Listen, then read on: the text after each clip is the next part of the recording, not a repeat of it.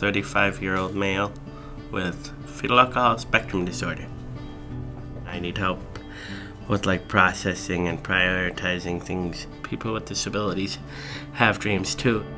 No parent ever envisions having a child with a disability, but they never give up on that child's ability to dream.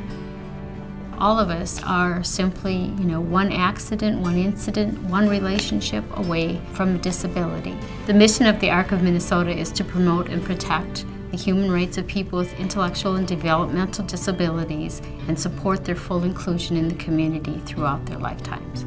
My oldest, David, has multiple disabilities. Before the ARC movement began, people lived in institutions where the care was often very substandard. ARC was started by parents who wanted their children to be able to participate in school and in the community and to be raised at home like their other children. I might speak well, I might live well, but I live well and I speak well because I have support and I have services. I have seen in David's lifetime services really diminish. Minnesotans with disabilities also gathered at the state capitol today to ask lawmakers not to cut services they use. These cuts will be unworkable, they will backfire, and they will put us in a worse position. Advocacy has always been the core of the work that we do in Minnesota. During the session, I spent Tuesdays and Thursdays at the Capitol, so I was down there twice a week. I like to bring David so people can really see him and get a visual when I'm talking about him.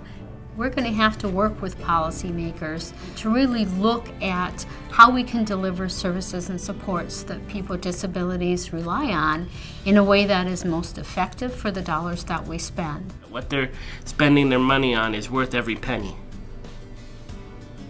Because it's just one less person on the street, one less person being harmed, one less person being homeless. And it's one more person getting a job, one more person living successfully in the community. They're the lifeline to people with disabilities. And we would be lost without them. Society is changing. Together, we're all stronger and our voice is louder. We should never and will never give up the right to be heard.